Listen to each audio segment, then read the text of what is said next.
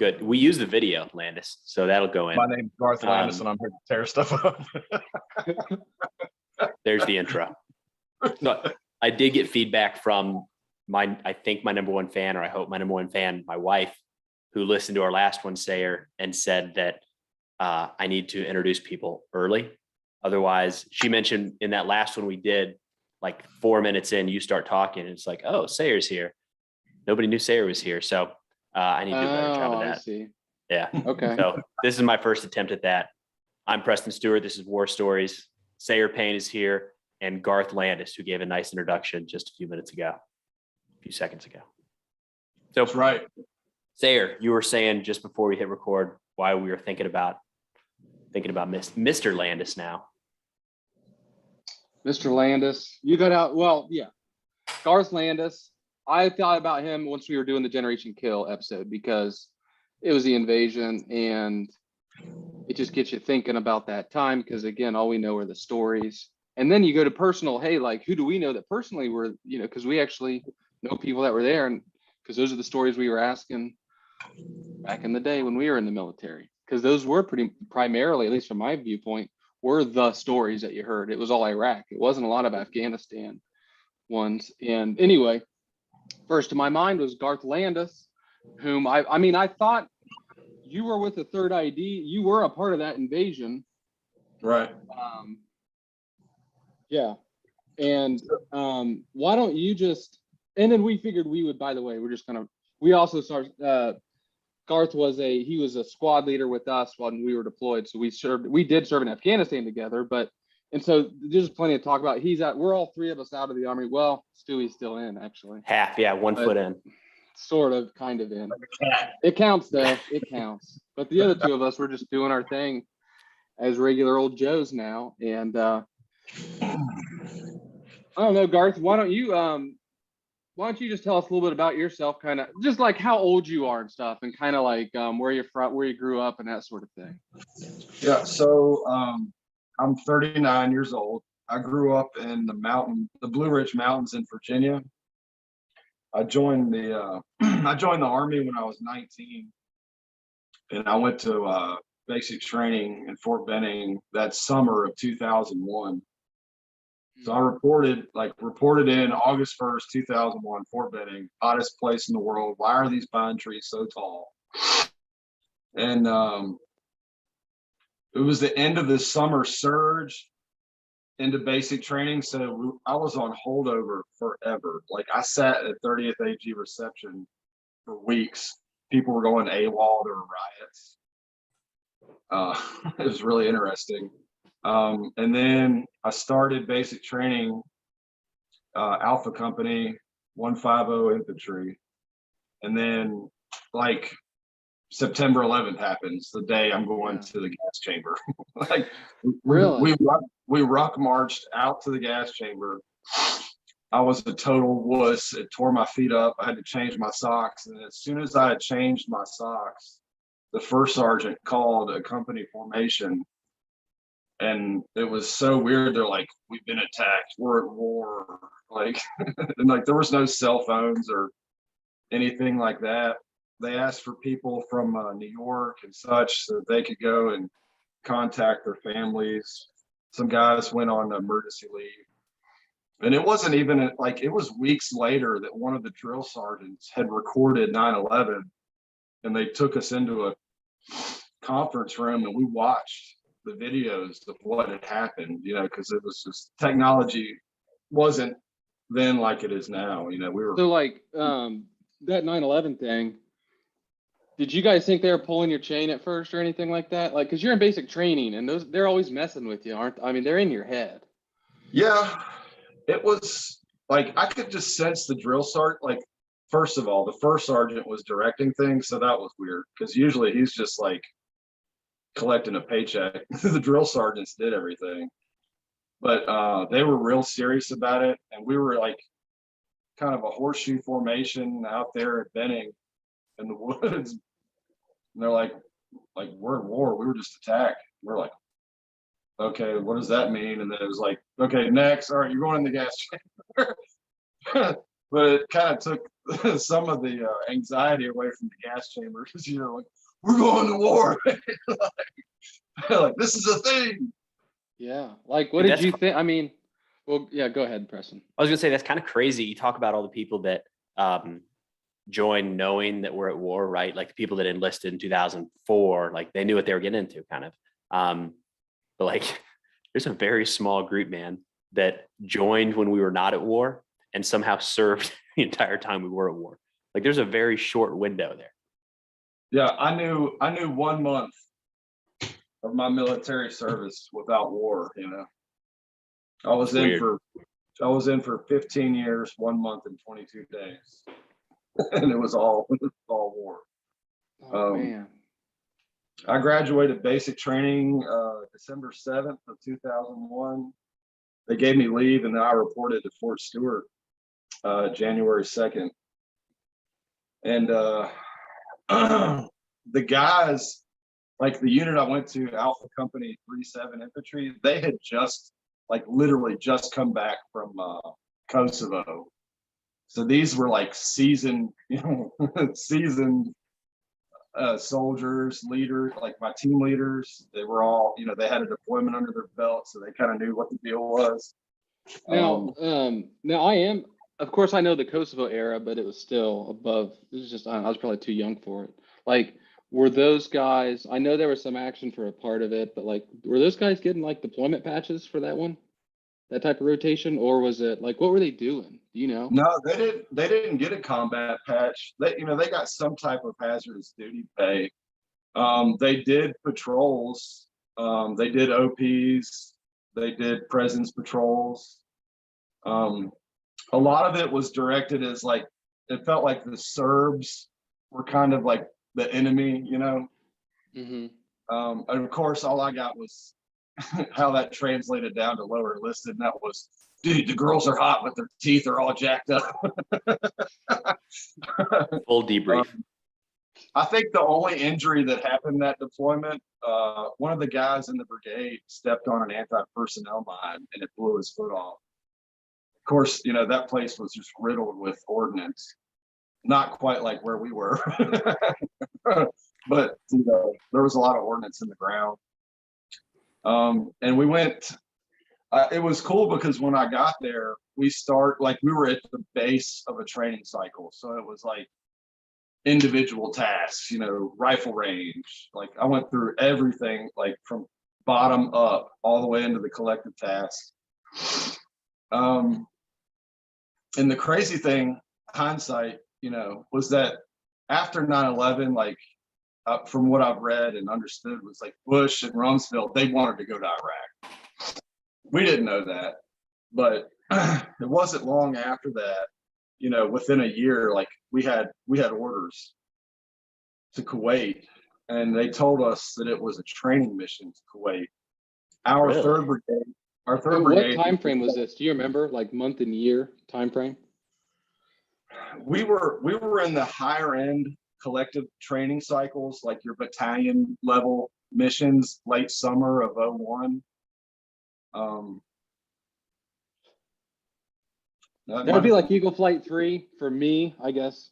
I would understand that. Other people Yeah, wouldn't. like the way Third ID did it was like they would go all the way up to like brigade level exercises, like these huge missions. Like the like the battalion one, the battalion level mission, it was like a Baylor focus, which we were the cotton balers. But there was like, if you were dismounted infantry like me, there was always like the Baylor Death March. It was like this 12-mile movement through the swamp. And I was there for 4 years, so I got to do a couple of them. But it was like, hey, we got Baylor focus coming up, like, the Death March. All right. But well, they're in 18th Airborne Corps, right? Yeah, they're the only. They're like the real heavy. I mean, they're the big guns, really, for the whole corps. We were mechanized infantry, so like for me and 11 Bravo, we were based off of Bradley fighting vehicles. I was a dismount, but I mean, I was just a passenger basically. My rucksack was on the outside, and I was riding there with a machine gun. But we got orders So 3rd Brigade, 3rd ID was in Kuwait, training mission. They came home late summer of 02. And we were going to go replace them and do our training cycle. And on the orders, the orders were called Operation Desert Spring. That was our mission. And come to find out, we invaded Iraq the first day of spring.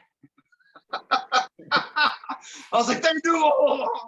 Well, that's one of those weird things. Like now we only know it as Iraqi freedom, but like that wasn't the thing, right? You know, World War II. Now we know it as World War II, but like it wasn't that when it first started, right? It's kind of weird to think about how that. They already knew we were going though, you know, like it was just like, we have to check these blocks that we're justified in going to war, but they knew we were going to war. They wanted to. But I got there, I think it was like September when I got there of 02. I remember Thanksgiving there. We lived in this huge tent on Camp Kuwait, or Camp New York, I'm sorry. Camp New York, Kuwait. And we were training day and night. My squad leader was, he had just gotten back from the big Anaconda. He was in Anaconda with rocks. So he was like nuts. He drilled us day and night. I carried a 240. We did gas drills day and night, you know, because we were all worried about getting hit with scuds. Was there any frustration? Like the war's on in Afghanistan. It's very clearly on, like there's combat in Afghanistan and you guys have a training mission in Kuwait. Do you remember anybody being like, crap, we're missing the war kind of thing? No. Kuwait, I mean, we were training all the time and we did some phenomenal training. We did these massive mount villages, like all the big battle drills. We did it like for real with live ammo, like big live fires, big movement to contacts. We were training all the time, day and night, all the way through Christmas, around New Year's. And then I can't remember, like it was a steady buildup, but like somewhere around January or February, like you come out of the tent one day and you're like, dude, the whole division's here. Like, what is going on? Because like when we got there, we were like the first people on Camp New York. And within 3 months, the whole division was there. And there were multiple camps. There was Camp New Jersey, Camp Pennsylvania. Like everybody is in Kuwait. The Marines had this huge place called Camp Commando. All these massive bases out in the desert. It was just forces coming in, equipment coming in, everybody's coming in. And finally, you know, we're like, all right, well, we're going to war. And they were bringing in a bunch of light infantry units. I know like the 101st came in, like strike. I remember when those guys got there and they kicked us out of Camp New York and sent us out into the desert. And I'm talking about almost the whole month of February, all the way through the 3rd week of March when we invaded. I lived in the desert with a rucksack. Like that was it. Really? Like every day was Groundhog Day. You get up, you brush your teeth, you clean your weapon, you just sit, you maybe eat, go burn the crapper. Like, well, yeah, because like what were you, E2 at this time, E3? when I went over there, I was a PFC. At some point when we were living in the desert, like Bedouins, I pinned E4. And it was funny because they did my promotion ceremony and they beat me so bad they broke my rank that I didn't have any rank.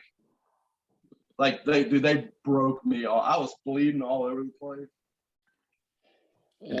There's a thing in history where they try to make the landing craft on D-Day. The ride was so uncomfortable that it was, you know, people are getting seasick and bounce around and all that there were folks who said like, we just wanted to get ashore. Like there's death and destruction up ahead, but the ride in is so bad that everybody was just chomping at the bit to get on the beaches. It sounds like that. Go live in the desert for a month. You'll be ready to go when we say go. That was like the joke was like, they're just trying to piss us off so bad that when it comes time for war, we just go kill everything. which we kind of did, but They're so we sat. they're good at that, man. Like it's wild dogs. It's that mentality, this fueled testosterone stuff. Like I could imagine those conditions, but then I also can't because I wasn't there. You know what I mean? What that would have been like, just that it was a different time too, because I felt like there was a hot pot going, you know, you already knew, like you knew it wasn't Afghanistan. You knew you're going in Iraq, the whole war on terror, Saddam shit. I couldn't imagine that sort of anticipation. The information flow was so, like, you know, obviously it came from platoon leadership down, but it was like it was like mountains and valleys. It was like, all right, gearing up, we're gonna do this and blah blah blah. Like, yeah, and the next day, like, oh, we're not doing it. No, it's something different now. And it was like all these highs and lows. And finally, I just got to the point where I was like, forgive my French, but I don't give a fuck if we go to war or not at this point. Like, just tell me what we're doing. And then maybe the 19th, we got to make phone calls one last time. And I called my mom, and I was on whatever weird Army Signal Corps phone I was on, and I was talking to her, and I was watching cruise missiles go overhead. And this is right before Bush got on TV and said it. And I was like, Mom, I think we're going to war for real. She's like, wow. I'm like, I'm watching a missile right now, like flying overhead. Wow. And then that night, the night before we went, no, it was the night we went. It was a long night. Right after dark, I mean, we just nailed them. I mean, you could see the JDAMs just all night long, just massive JDAMs going off. And I think I wrote somewhere in a letter later on, I was like, that was the best fireworks show I've ever seen. It was, I mean, we lit that place up. And then we had to, somewhere during that day, we increased to mop level, whatever. It was everything minus a mask. So boots, pants, jacket. And then we loaded up, and we headed to the berm. It was just like file here, file, like we all had our different attack points on the berm. And we were probably, you know, if I felt like we were close to the front of the file going over the berm. And that was my D-Day moment, like in the back of the Bradley, looking out the periscopes, like, dude, we're going to war. like, dude, we're doing something pretty significant right now. Like, we are invading a country. You just glossed over some things. I love these conversations. Like, you just glossed past some stuff that's crazy. There's not very many people who in their lifetimes watch a pre-invasion bombardment with their own eyes and then like, it doesn't matter how many fights people were in later on in the war in Iraq or Afghanistan or whatever. There's only so many people that watched the invasion, the JDAMs, the bombs, and the cruise missiles striking, and then rolled in behind it. That's a small group, and that's wild. The way that played out was really cool for me personally, because we were static in a defensive position. I mean, we weren't in Iraq, but we were in Kuwait, defensive status, and we were rotating radio guard / security. And the way it played out was like when we really started dropping those like 2,000 pounders and stuff, I had just gone on shift. So I'm up in the turret on the radio. I've got thermals, you know, I've got control of the gun on the Bradley, and I'm just sitting up there pitch dark, you know, elevated on the turret, just like, oh my God, dude, look at this. Like, I mean, I still see it, like those flashes. I mean, we just leveled that place that night. How far away were you from this, from all the airstrikes? How far away were you? Like, what was the proximity like when you were at the camp? You know, but I know you're close to the border, but what's that like? Like, you could see, like, the border between Kuwait and Iraq was this massive berm, and see how my range estimation is after 20 years. We're gonna fact check it. It was like 3 to 5 kilometers. I feel like we were probably from the berm.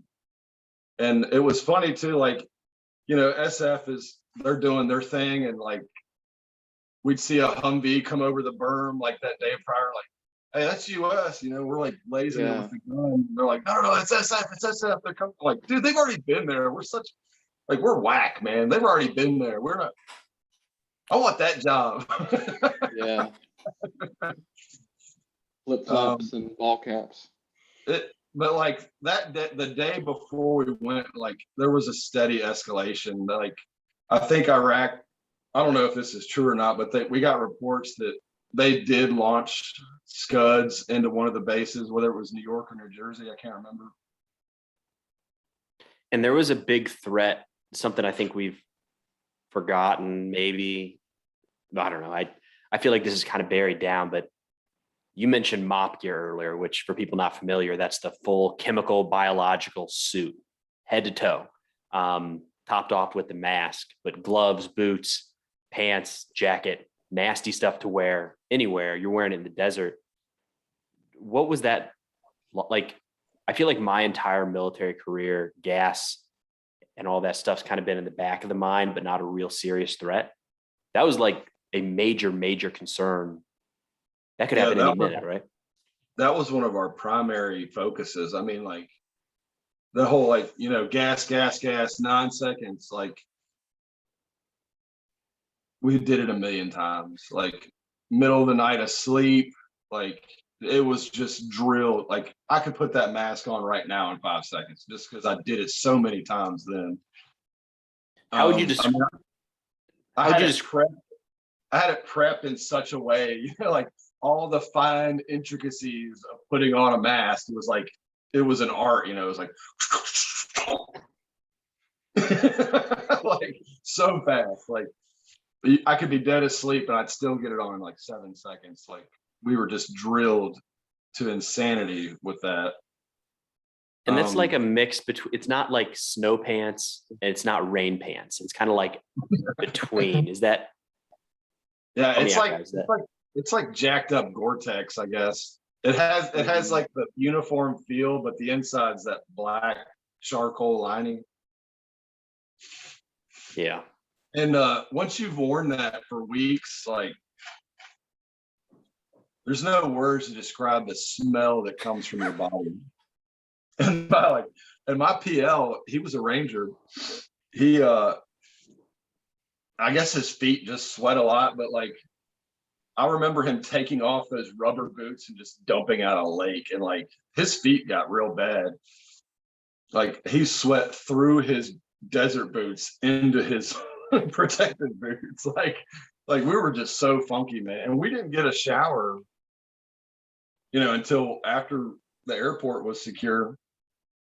I remember it was like, it had to have been close to May at that point. No, it's probably April at some point. Starting when? Was that like the February timeframe? Yeah, like we didn't get showered. I mean, dude, we're like bums. Like we're just like the highlight of the day was like playing spades on a cot or something, you know. Like I must have listened to Brooks and Dunn and Montgomery Gentry 6 million times. Like I knew every word to every song. I mean, when you said you were in the camps first, which was better than it was later, were those just GP medium type tents and pooping in holes? No, we had porta johns.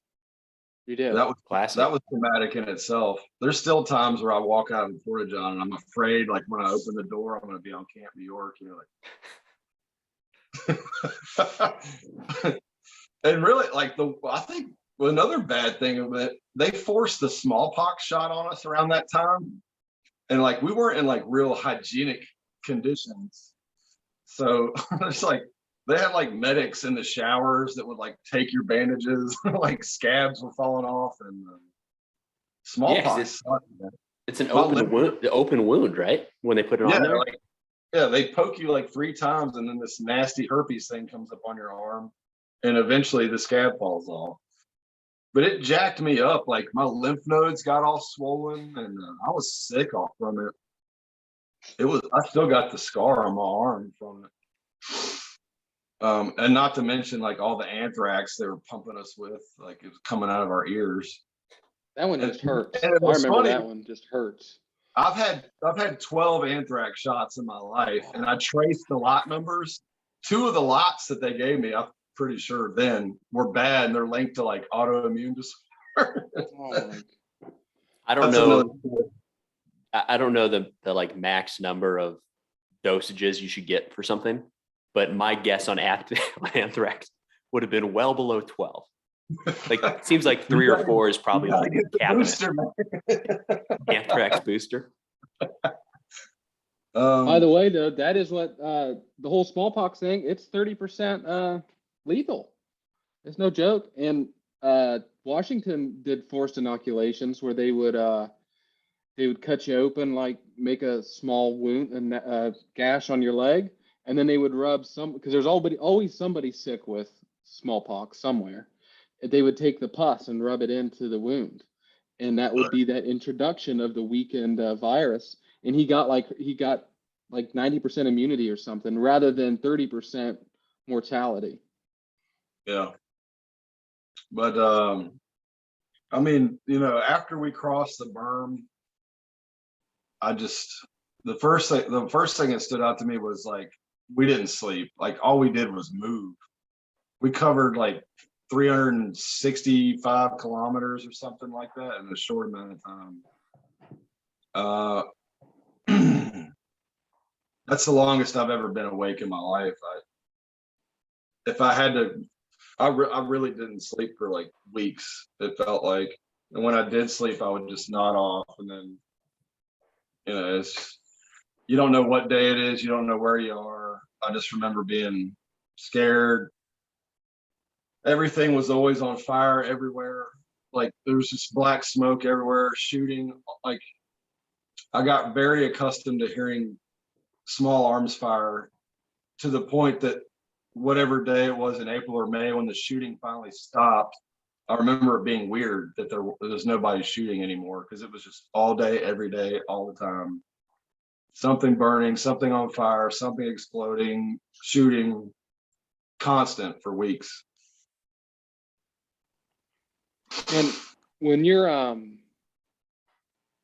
like, how are your days being spent? There is shooting going on. Just talk about going across that berm. You said you're in a file, massive convoy, right? Like, how long is this thing? Do you know? It was like I could see the rear of the vehicle back, and it was just blackout marker as far as you could see. It was just massive. And it's flat desert, right? You're in the middle of a flat desert. Pretty much. There's like dunes and berms and stuff, but it's just desert. And you're driving on are you driving on a road, a hardball road? At some point we were on hardball, and then we'd get back off. I remember at some point we had to stop for fuel, and we were lined up. They had the fuel trucks like right off the highway, and there was a village west of us. And that was the first time you remember like the military members were getting in those white pickup trucks with the markings. Yeah. I can't remember. That was the first time we experienced that. It was Fedayeen, I think. That was the first time we got into it with them. And were you manning a checkpoint? Like, how did you get into it? Like, how did this engagement start or become created, I guess? We were rolling up a highway, and I'm in the back. I don't know what's going on, but I know like they had deliberately set a refuel for us. So they had the tank, the big trucks with the big diesel tanks set up, and we were filing through fueling, and it was like, hey, there's dudes with AKs or whatever weapons they had in these pickup trucks. And there was an engagement, and then things really went sideways because they got organized in the town, and they started launching indirect at us. And that was like, I was at the rear of my Bradley, the ramp was down, and I'm watching mortars walk in on me. And I'm right next to my squad leader. He's like, like we all lost our shit. And we loaded up, and they were trying to make sense, trying to like come together with a plan.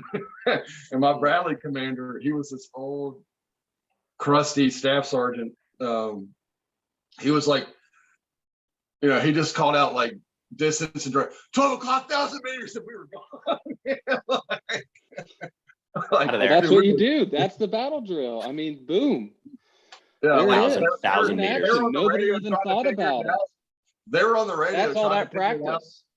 They were trying to figure it out, and Sergeant Bruin was like, "I figured it out for you, dude." And we were gone, man.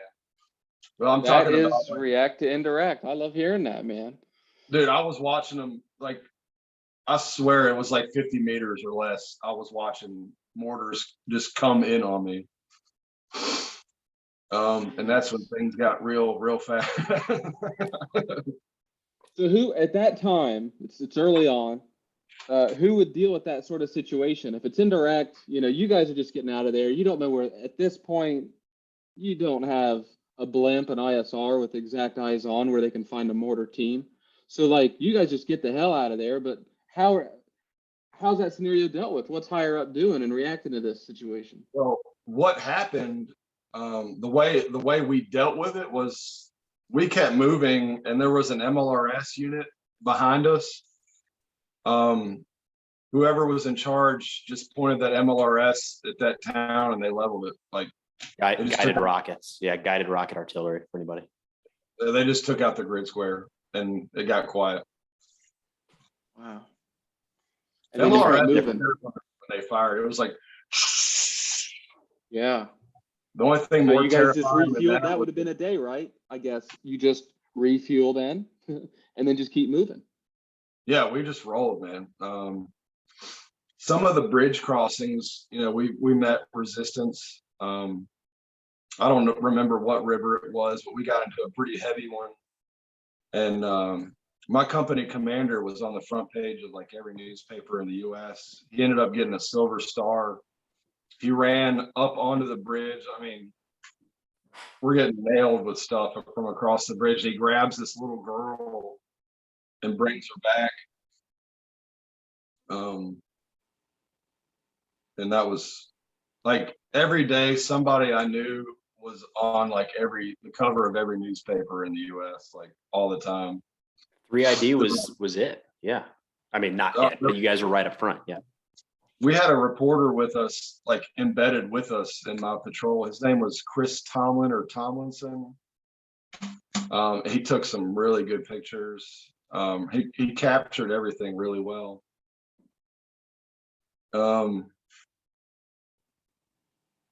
When did he come along with you guys? At what point were you on that? It was deployment? like, I think it was like right before we left. I didn't even know he was with us until Baghdad, probably. It might have been before that. So who's us? The battalion? The company? No, I mean, with me being like lower enlisted, like platoon was me. Like that's all I knew. Like sometimes company, but not much. That's funny. I was learning that. I was talking to like my Wilson, and it's just funny to share perspectives because we were just on different. Just his eye level was just what the things that he was zeroed into and concerned with is not what I was zeroed in concerned with, right? Like we were just on different viewpoints. So it's so interesting to hear that. Yeah, my world was like company at most, you know, like I had no idea of anything beyond that. And I was, you know, I'd only been in the Army 18 months, 20 some months, you know, I didn't really know anything other than how to carry a 240. And get a gas mask on real fast. Gas mask on. Just into direction when you're taking incoming. Oh, this is the other thing. Like, so talking about like that movement, dude, like we moved so far, so fast, we outran our supply lines. We were good on ammo. I don't remember ever going black on ammo. But we outran food. And I remember the day my platoon sergeant was a senior staff sergeant, and it was straight up like 1 MRE a day. Like, and you had to go see him and he would issue it to you because you know how rat fudgery happens. Oh yeah. But me and this kid from New York got into a fist fight over spaghetti, man. It was like checks out. like, dude, I really wanted spaghetti. And we were just like we were just dropping weight like crazy. But Sergeant Cameras, he stretched the food, you know, we never ran out. But it was crazy. Were you guys involved with the or was your unit involved at the airport with the Thunder Run, kind of those big 3ID movements there? Yeah, my brigade did it. I don't really remember any part of it. I think that was around the same. I think I was stuck on like airport security or something. I think our platoon got pimped out protecting like, I think the division TAC was set up at the airport and we were basically tasked with securing that. And that sucked for a few weeks. I remember the day we were released and we got to go rejoin our company.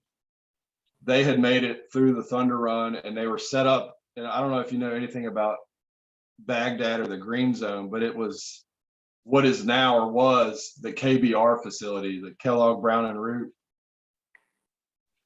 The big Iraq. KBR, yeah. The KBR facility was our company headquarters then. And we did a lot of, we went in and secured, I think the first thing we really secured were the banks. They were full of US cash. It's the only time in my life I've ever seen a pallet of $100 bills by serial number stacked. That's unique. There was a lot of crazy stuff going on then. I remember Maxim did a big article about it, about the thieves of Baghdad, and it was my unit. Like, I think my first sergeant was actually involved in it, and he was under investigation for a long time. But like taking some of that cash?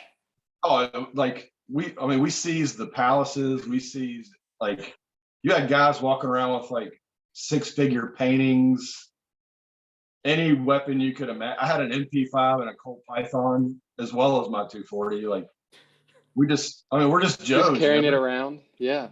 Oh yeah, dude, my freaking PL had a sweet SIG, man. It was a nice gun. Anybody get that stuff back home? Or was it okay?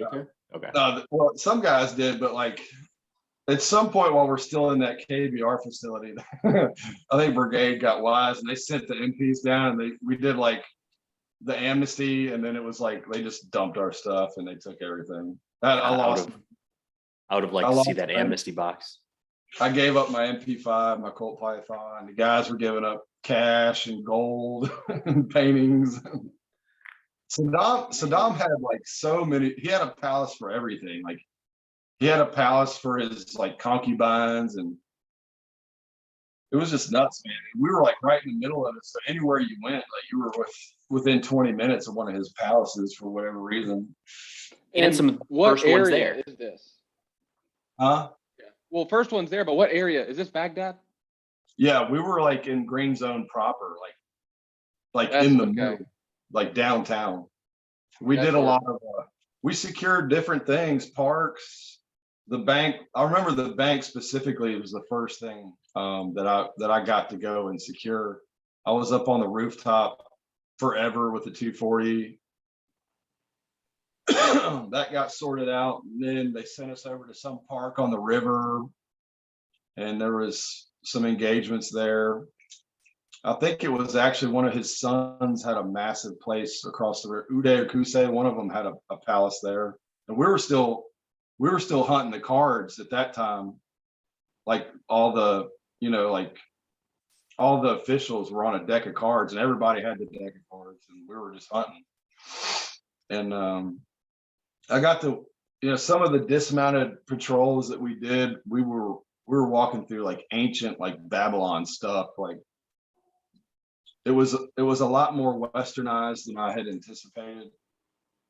And that went on for a few weeks, and then they kicked us out west. We went to Habaniya, Chaldea. And at some point, I think this was right around the time was they sent me home. I'd gotten like 2 Red Cross messages in 2 weeks, and my grandmother had just died, and my ex-wife had a child. that I thought was mine. And later I figured out it wasn't, but I went home for that. And the last thing they did was they went out to Fallujah to guard an ASP site, and they got into a lot of engagements out there. And then they came home summer of 03. So really March, 3-4 months kind of the actual push, sounds like this. Yeah, It really was just that initial foothold then. Yeah, I think the last units out of our brigade came home somewhere August of 03. So it was from autumn of fall of 02 to summer of 03, which, Oh, that's right. Not all of it was combat, but like we were still, living in the desert. Yeah.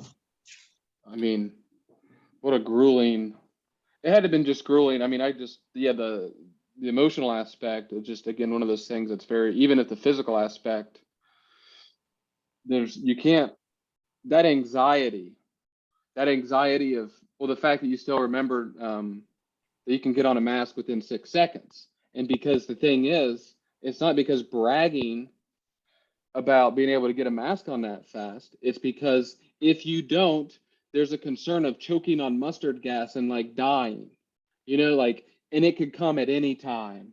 Those indirect rounds could be canisters. So that's a decision point, by the way.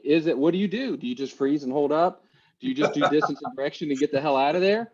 Do you just start shooting in that direction? Do you put your mop gear on and then go it's like, because you got to do something now. And it's that constant anxiety on top of the fatigue, because it sounds like you were already tired. You were already smoked. You're probably still worn out from all the training you did at Fort Stewart, with all of those, just being in the field. It really wears you out. Yeah. I think even all the way up to like general level, it was like, these guys have been through a lot, like need to get them out of here. And it was funny because 4th ID, they were kind of late to the game. They were supposed to come in through Turkey, but at the last minute, Turkey like reneged on their agreement. So they had to put them on a boat, send them around to Kuwait, and 4th ID came up in our tracks basically. And they ended up staying longer. And of course, they were the ones that got Saddam later on. But as far as like movement, clearing, taking the country, it was 3rd ID in the Marines, a division and whatever the Marines had. We took the whole country in 3 weeks. I'm going to skip 8 years forward in your career, 7 years forward in your career. When we went to Afghanistan in 2010, that was an insurgent force with AKs and IEDs. You fought in 2 totally different wars. And I think that's something we're going to forget, or we'll kind of gloss over in 20, 30, 50 years, whatever it is. The invasion of Iraq was tanks, chemical weapons, armored personnel carriers. In my mind, there's like, I know this is going to sound weird. I feel safe in this audience. There's pros and cons to both. Like, how to train against an armored force. So there's maybe some security in that, but that can be incredibly lethal. What was that like? I mean, they're almost two entirely different types of warfare. Yeah. So I came home for 1.5 years, and then I was right back as a team leader in Al Rashid, South Baghdad, living on 5 Falcon. And that was like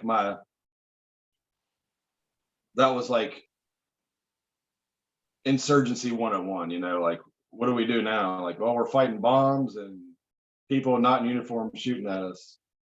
And my takeaway. So what year was this then? Was this 04, 05? 05, 06. 05, 06. I got there like January, February of 05, and I left. I think I was boots on ground back in Georgia Christmas Eve. I got to go back on Avon because I re-enlisted.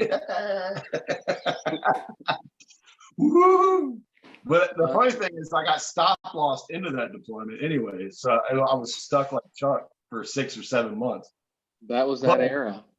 My takeaway from that was our military, we do offensive invasion style conventional stuff extremely well. We do it. We've got it down to a science. The the counterinsurgency, all that, not so much. Like, and we just, even in our deployment in Afghanistan, we were doing stuff where I was like, this is stupid, man. Like, we're not making a difference. But I never really adopted that mentality. My mentality was still like hunt, seek, find, kill, destroy, like I didn't care about any of that other stuff. We had an enemy, and that's why I was there. That is the nature of the job, and the enemy changes because, I mean, that's why I think when I was talking about 3 to 4 months, I mean, those are heavy. I'm not saying only, by the way, because to me, it's just such an instant. Because the Iraq War itself had so many different. It's still ongoing. We're still boots on ground, so it still counts. So, like, I don't know what you would call right now, but it's a lot different than what you did both times. And then it evolved into the, counterinsurgency did end up happening, and then the quasi peace, and then the ISIS stuff. Everyone that would have done those deployments would have had, I'm sure, similar stories and experiences, but still probably vastly different, even in the same city. I will say, when we did that Dragon Strike, that morning, we loaded up our rucks and donkeys and we walked.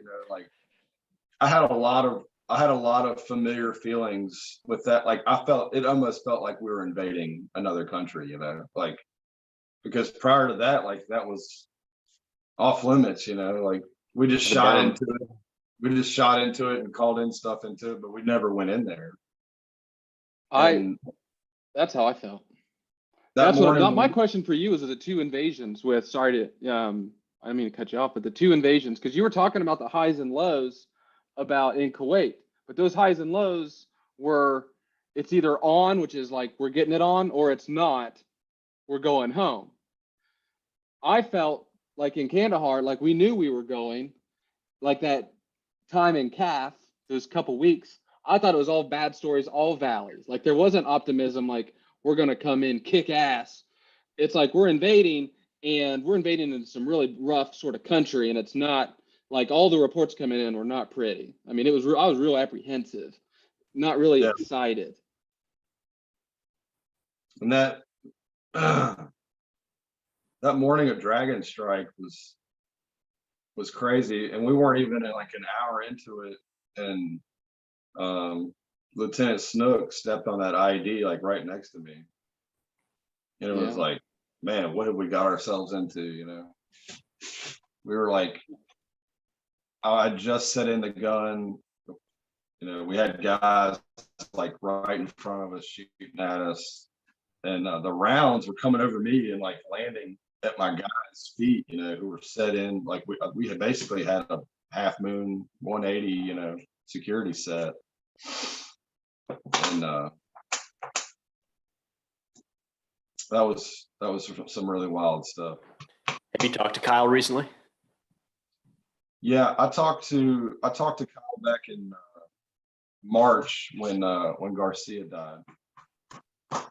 We talked for about an hour that morning. We just he and Bryson and Jake Ivey got on here a few weeks ago to talk about Todd Weaver. And anyways, Kyle, tough topic. Good to get all those guys together. But anyways, I think Kyle's doing well, running the dad life out in Colorado now. Yeah, he went through a lot of demons. And I was just glad he was alive. I mean, I was just happy to hear him scream. Like, I ran up there and checked him, I'm like, "You're good, man. Everything's where it should be." Ah! Yeah. And me and Lopez drug him down into a ditch, and he was worried about us stepping on secondaries. I was like, "They were good." It happened so fast. It was just crazy. And I think that was like, we were so happy. Like, we were like happy in a way. especially when you first hear that stuff on the net. Again, back all those dark clouds and calf. We know how this goes. It just happened to Weaver a couple weeks ago, and was this the first initial contact when this had like that first burst type time frame? Yeah, we got down across the first ditch. There was a compound to the right. We cleared it. I think that's when I adopted the hook shot grenade throw methodology. Innovative. We cleared that building, and like right after we cleared that building, you know, everything started popping off to the south.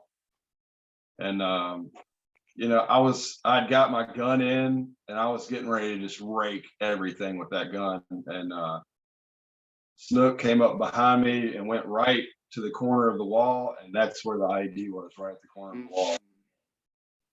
And I was like, "Dad, come on, man! Are there others right here? Like, don't move." Probably. I mean, there probably were. We know that there. I'm sure that there were. Yeah, the odds are you stepped over 6 of them en route to Kyle. Yeah, they were everywhere. You found one, you found another half dozen. Truly.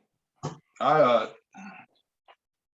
know, hindsight's 2020. You know, but like that whole Kandahar Rule of 5, and I mean that was legit, man. Like that year, I found IEDs everywhere, like places that you had sat. You know, like, man.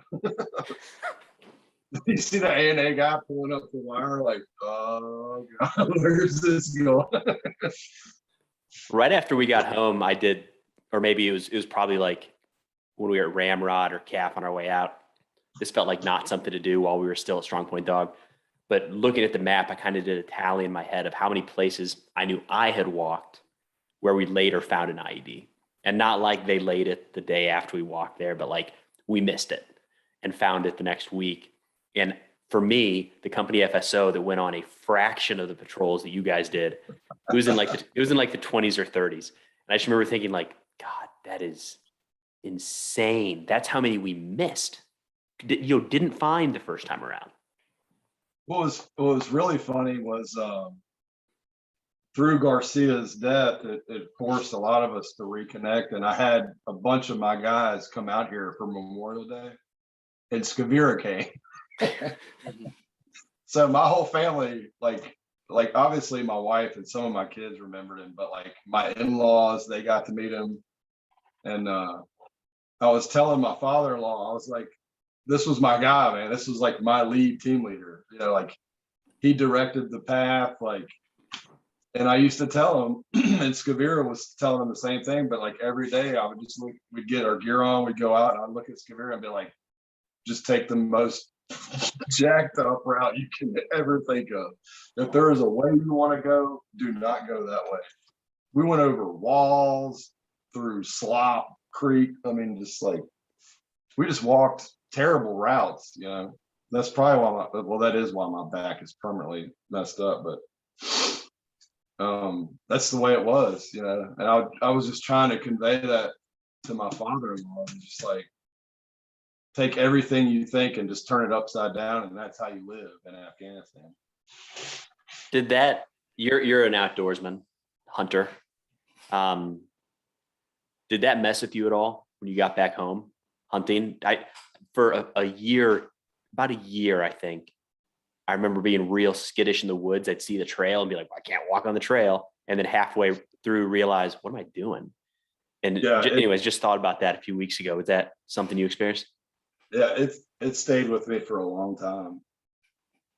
I remember this was after the deployment. We went somewhere as a family. We went to Paint Bank, West Virginia. It's this really rural place, but it's beautiful. It's a valley, big mountains.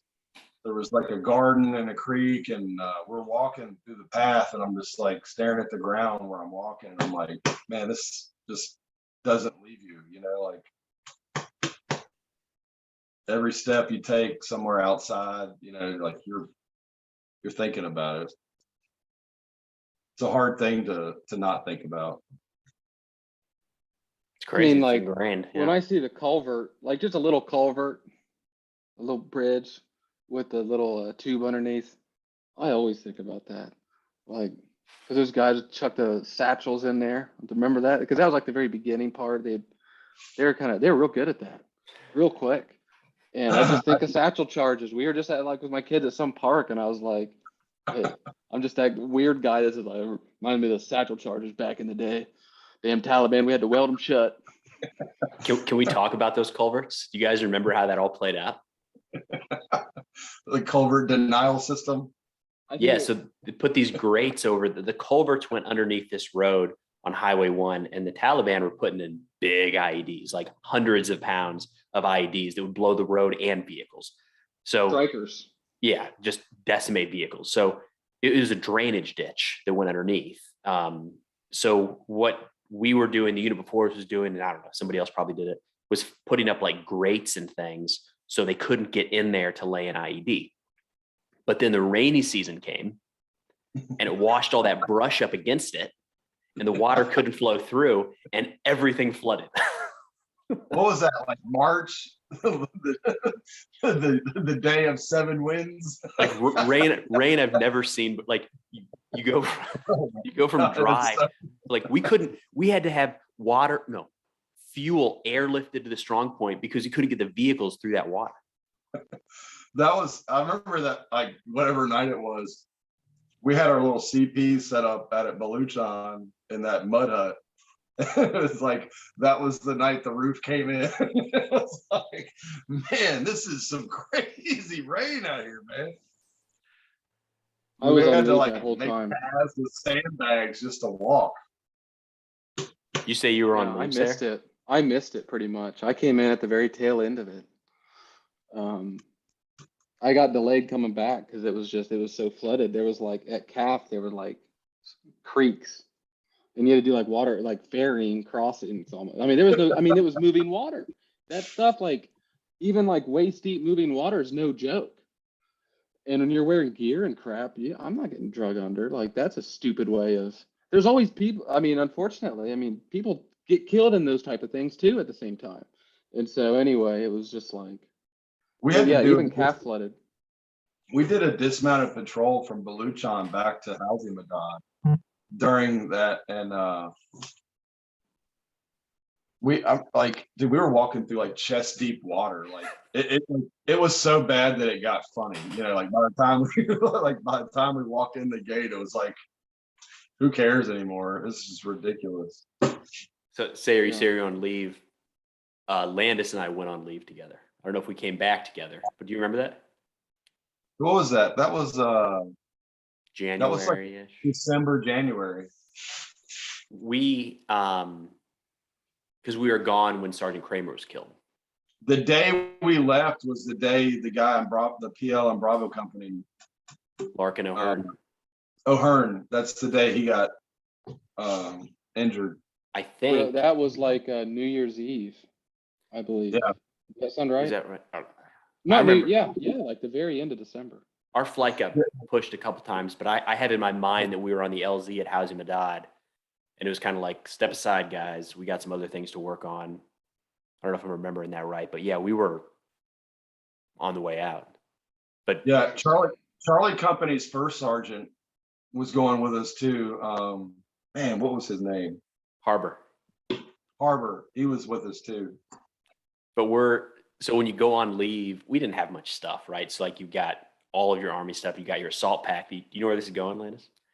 You got your assault pack that you take on patrol every day, and you put all sorts of stuff in there, like batteries and tourniquets, and extra magazines, and then you fly commercial air to get to wherever you're going. You go through all these security checkpoints, and I don't remember where we were, but we'd been through a couple checkpoints when old Landis pulls out a full magazine from his assault pack. That was in Kuwait. It was like, do you have anything to declare? I'm like, you get so used to it He's being 30. on you. I mean, you just always got grenade. You always have a grenade on you.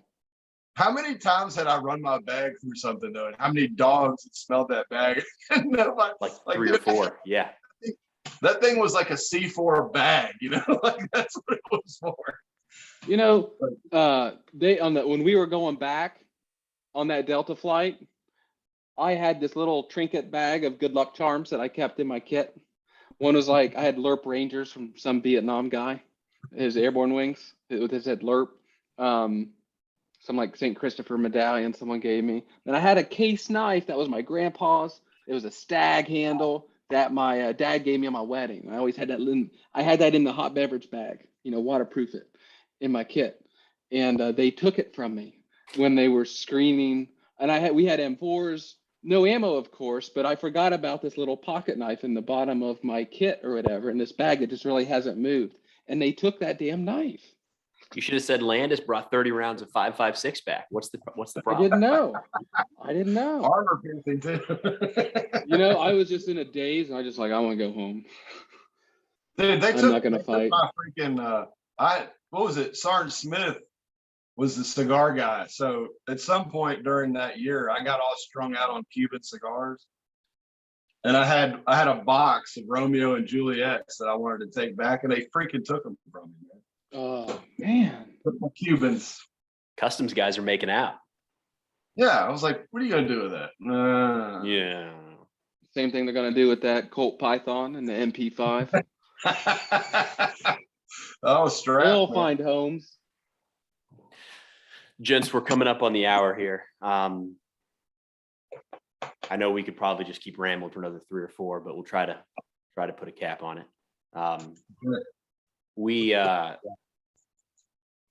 going to put this out on Veterans Day. So tomorrow's Veterans Day. Put it out tomorrow morning. I don't know just a cool, that wasn't necessarily intended, but I like it. Being able to just kind of shoot it with a couple guys Landis, dude, I don't think we've talked in 10 years, right?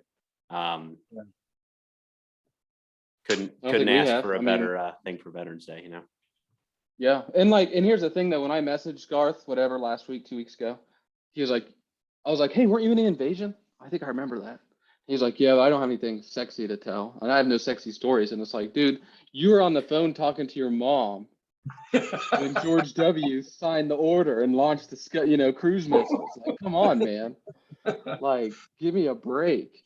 Like, it's a hell of a story. And then, honestly, there's so much to go. Like, we could, exactly what Stu was saying. We could talk all day because, I'm still on the, you had a mortar round in MLRS, it's just like, holy smokes, that is some shit going on. Yeah. And it's a piece of history too, right? And it was 20 years ago. And I know for me, I started, especially more recently, it's like we're 10 years past and it's becoming more dreamlike, right? It's one of those things that I thought I would never, ever, ever forget, like word for word, I'll always remember. And that's just not true. It's not the case. It's becoming hazier. And so a lot of it's context, like you forget, but then if you hear something or see something or smell something, or even if you just start talking about it with someone, you just remember stuff. I forgot all about the culverts until you guys start talking about culvert denial missions. Yeah, we flooded Zari on accident. That's right. Well, see, my culvert, real quick, I know we keep talking. My culvert story, that was my first mission. And I probably wrote a bigger op order for that than Landis's PL for the invasion. I probably made those guys sit for 3 hours listening to this. The political implications of Zari district. Oh, I was just page upon page upon page of this mission and enemy, all these, and it was a great op order. But coming to obviously when we were actually doing it months later, we're obviously just rolling out and just what you're doing to scurvy. Hey, you know what you got to do, and then you guys all know, right? You're looking at each other. I think that's why we, develop a relationship with the ANA, because you can just look at each other. You don't even have to do you get to the point the op order is superfluous because everybody has their head on a swivel. They already know what's going on. And that's that's kind of the beauty of it too. Once everybody hones in on their job from those, the PFC level to the PL to the BC, everybody, like the first sergeant, everybody has a specific, the S4, you only eating on one MRE is a big problem. When you're on little sleep and you're in an invasion, like you need like methamphetamines, you need the opposite of that. You need many calories. And so everybody has that role to play. And then to see it and feel it in action is like, that's just one of those things where you got to be there for. Yeah, I don't know. Everyone's like, you only did 15 years, but I was a part of some really wide ranging crazy stuff in Who that said time. who said only 15 years? Like, you just meet somebody and they're like, how long did you serve? I said 15 years, 1 month and 22 days. Oh, you couldn't make it to 20? I'm like, nah, man, they freaking packed me up and medically retired me because I'm all Give me a broke. break. 3 combat deployments, none of those were a joke. I went to Afghanistan again after we went. Did you see? That's what I mean. Stewie glossed over your second Iraq one, and then you got double. You got 2 and 2 campaign stars. Like, that's impressive, man. So to think you only did 15, only doing one of those things, only doing one of those is a really big deal. Yeah, I went back to Kandahar in 13 and 14 and basically helped close the place down. It was like, the last time I was here, man, it was a lot crazier. That's good. That's a good thing for them. But man, yeah, no, we should do this again. It's just good to stay in touch. And like, I keep saying it, we need to do a company reunion. I just need to get my ass in gear. But I really, do something. I really enjoyed y'all's podcast and a few others. It's just, you go at, like, I'll watch them and I'll go into it thinking, like I might take something away from it, but it's just like, we're all just dudes that put our pants on one leg at a time. There's nothing mystical about it. It's just, we're just dudes that wanted to serve and do well. And I think you guys are doing a great job. I really enjoy it a lot. That means a lot, man. It does. Thank you. Because there's an awkwardness to it, but we both enjoy it. And Stewie's been taking the initiative on it, because it's just an awkwardness to putting yourself out there, and he's just been doing it. And it's really cool seeing him on TikTok, and like, it's just all genuine and authentic, man. It's good shit. So it's like, we need more good shit to counter all the bad shit. There has to be good shit. So yeah, we appreciate it. And thanks for coming on and just sharing the story. So few people want to share it, or there's actually people that do want to share it. It's hard to get it out, and nobody knows how to ask those questions and just get the conversation going, because like you said, we're all just people. We're dudes, and now we're just dudes. Well, you've already had an ass load of kids. Now we're all trying to catch up to you. Yeah. What are you at now, man? 12, 15? 6. Yeah. Finished it up. Which that was fun to see. And then what's also cool about as we age and kind of wrap it up is I just saw Lewis today, who's now attended the career course and graduated. And he was one of those PFCs back that we were talking about that had that job to do at that level on the ground. And now, I mean, he progressed farther than I did, right? Like, I never made it to career course. Like, that's the next sort of stage as an officer. And here he is doing it, like, and he's doing all, like, he's just kicking ass. So that's all great to see. We had a lot of strong, resilient soldiers that year in Afghanistan, and a lot of them have gone. I mean, like, Skavira was SF, Garcia was SF. Lewis, he's a captain, Ranger Tab. And another one, do you remember, I'm not going to throw his name out there, but do you remember Candy Cane? He's doing secret squirrel stuff now, isn't he? Yeah, he's an operator. Really? He did a long walk, and he is an operator. I saw him. I knew him back when he was just, He came in town for Memorial Day, and we were out. I was barbecuing, and we were out there talking, and he was like looking around. I knew that he was in RRD or RRC or whatever it was for a long time. He's like, "Hey, I just did a long walk," and I'm like, "Oh, you are that guy." For the non-military still listening, Delta. Yep. I'm not surprised. He's a stud. Yeah. He's always was a stud. But I mean, that was those guys, that was a hard year, but some of those guys really flourished, and they are what we thought they were. They're the best of the best. Yeah. Yeah, it's a good shit. Let's just keep it alive, keep the stories alive, because it's just a 1% thing. It's like, I think sharing the stories is benefit. There's always the takeaways, like you said. Hardship and struggle is pointless without a lesson. So it's like, if we've all been through some hard shit, hopefully there's some good lessons out of there. That's the benefit. That's the whole kind of point of it, because you don't want to go through a bunch of arbitrary suffering, right? Let's get some takeaways out of it. And there's just so many different stories out there to glean. They're human stories. Nobody remembers the easy stuff, It's always the stuff that sucks and sticks with you that you can reflect on. Yeah, 100%. Well, I'm not a very good podcast host because I think 20 minutes ago I said we're wrapping up, but I'll deal with The that. formation before the formation. Yeah, Army style, right? They're 5 minutes early. We're 5 minutes early. Garth, thanks so much, man, for taking the time. Sayre, thank you for helping organize it, and I'm sure we'll talk again soon, guys. Thanks, guys. Yep. Yeah.